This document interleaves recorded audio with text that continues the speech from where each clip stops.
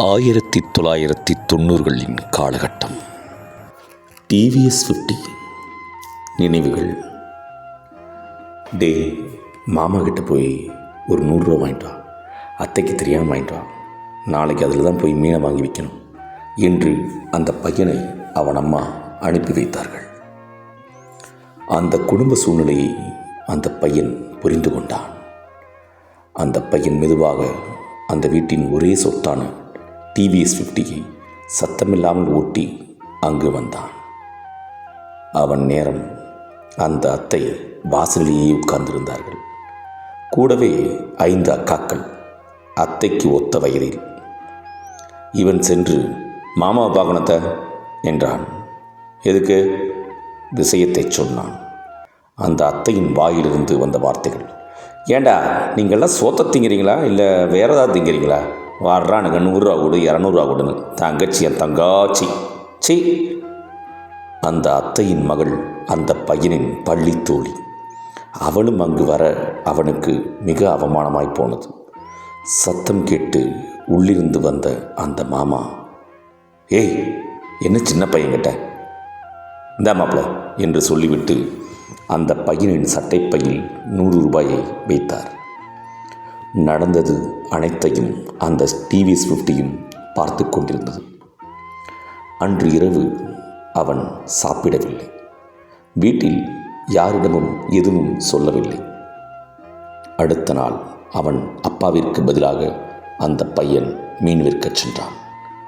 காலை உணவையும் தவிர்த்தான் அவன். அந்த டிவிஎஸ் 50 அவன் மனதை புரிந்து கொண்டது. அந்த டிவிஎஸ் 50 ஒவ்வொரு தெருவாய் சென்று மீனை விற்றான்.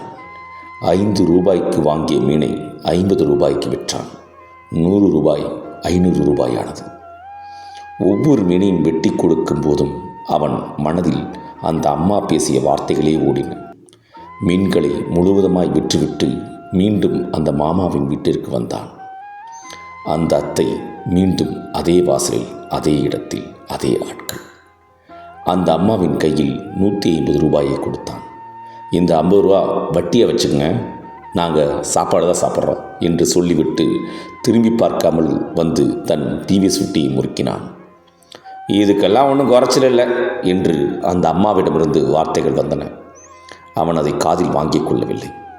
நேராய் வீட்டிற்கு வந்து தன் அம்மாவின் கையில் மீதி பணத்தை கொடுத்து, சாப்பாடு விடுமா, பசிக்குது என அமர்ந்தான்.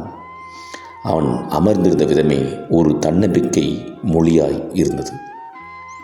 அப்போதுதான் அவனுக்கு தோன்றியது, நம்ம வண்டிக்கு பெட்ரோலை போடலையே, எப்படி இவ்வளவு தூரம் ஓடிச்சு என்று வேகமாக எழுந்து சென்று தன் டிவிஎஸ் 50 பாசத்தோடு தடவி பார்த்தான்.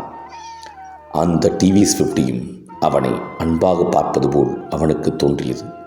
ஒரு முறை அந்த வண்டியின் பெட்ரோல் டங்கை குலுக்கி பார்த்தான்.